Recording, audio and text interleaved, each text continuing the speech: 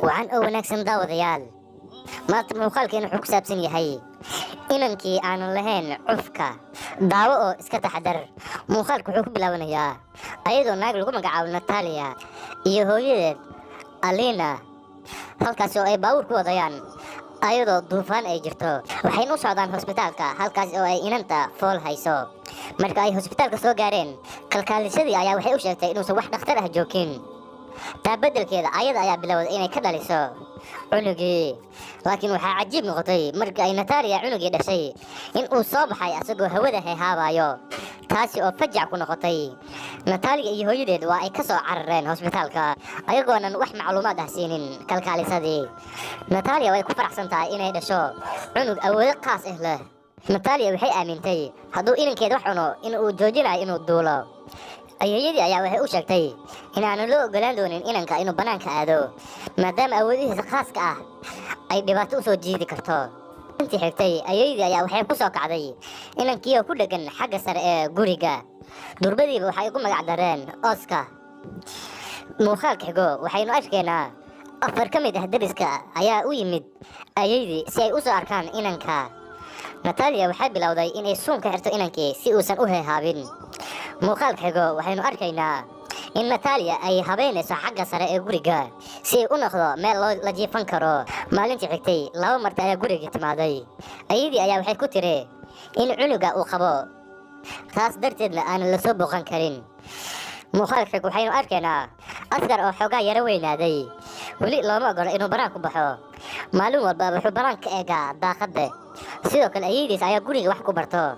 maalintii xigtay Natalia ayaa waxay bilowday inay inankeeda u samayso jaakad miisaan leh, halkaas oo ay jaakadii dhex gelisay birar, taasi oo ogolaanayso inuu dhulka ku nagaado. inankeeda ay ku faraxsan tahay maadaama cunugeeda iskoolka ay u diran karto. laakiin saas tahay ayeeyadii ayaa ka soo horjeedsatay maadaama ay aaminsan tahay in awoodiisa khaaska ah ay dhibaato u keeni karto. maalintii xigtay Natalia ayaa waxay bilowday in inankeeda ay bannaanka u bixiso, waxayna ka codsatay inankeeda in awoodiisa khaaska ah uu sir ka dhigto, cidnana uusan la wadaagin. maalintaas wixii ka dambeeyey Natalia maalin walba waxay inankeeda u wada jirtay suuqa si ay u soo adeegato.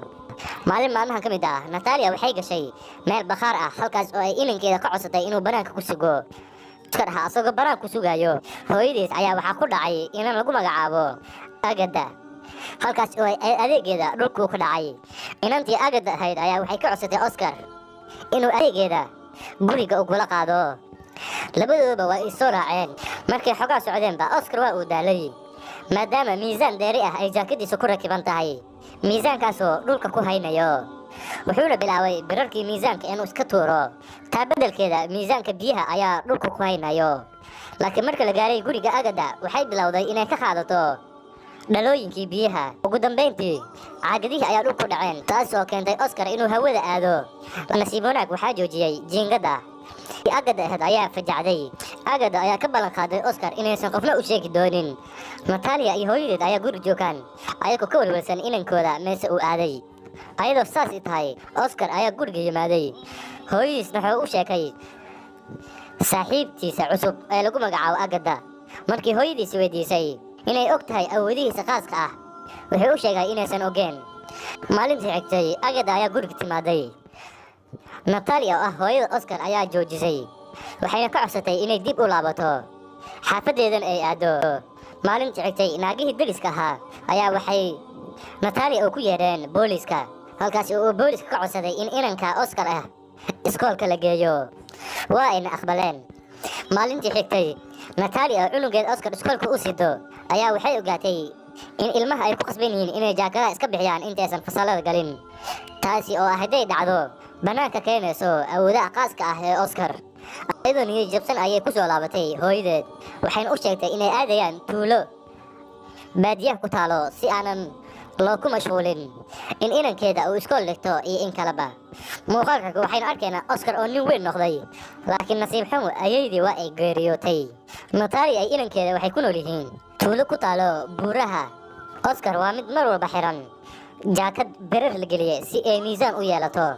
maalintii xigtay Oscar wuxuu arkay xaysiin TV ah taas oo lagu dalbanayo qof walba oo awood qaas leh inuu soo bandhigi karo أوسكار wuxuu bilaabay inuu ka qayb galo xafladii taasi oo uu ku soo bandhigay awoodiisa khaaska ah dadkii oo dhan ayaa la yaabeen waxayna isdhaheen Oscar waa nin malaa'ig ah durbadiiba Oscar wuxuu soo jiitay indhaha nin lagu magacaabo David kaasi oo Oscar u sheegay inuu caan ka dhig doono Oscar taa beddelkeeda waxa uu David ka codsaday inuu buug ka qoro taariikh noloshiisa durbadiiba Oscar wuxuu bilaabay inuu saxiixo heshiiskii Davidna wuxuu Oscar u bixiyay ninkii aanan cufka lahayn heshiiskii markay ay saxiixeen David ayaa wuxuu Oscar siiyay guri qasri ah Oscar wuxuu doonayaa in hooyadiis ay la noolaato laakiin David waa uu ka diiday maalintii xigtay Oscar wuxuu bilaabay inuu ka qayb galo show halkaas oo uu ku soo bandhigayo awoodihiisa khaaska ah durbadiiba Oscar wuxuu noqday nin caan ka ah waddanka oo dhan laakiin iyaan kadib Oscar wuxuu dareemay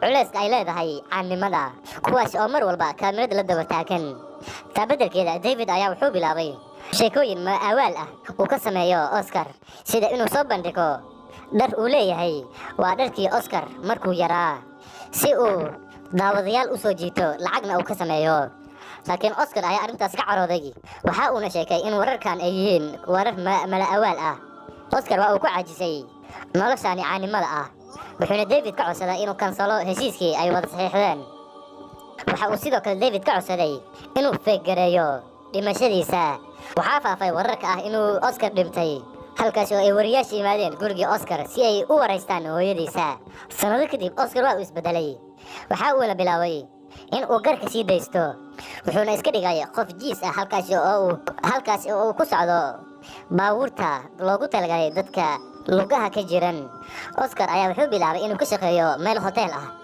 halkaas oo uu kula kulmay saaxiibtiisa oo ay yaraanta isku garanayeen ee lagu magacaabo Agatha sanado kadib Agatha iyo Oscar waa ay isguursadeen waxaana dhacday in Agatha ay uur qaaday Oscarna wuxuu bilaabay asagoo ka faa'iideysanayo awoodiisa khaaska ah inuu noqdo dadka nadiifiyo daaqadaha dabaqyada dhaadheer muuqaalkana meeshaas ayuu ku egyahay daawade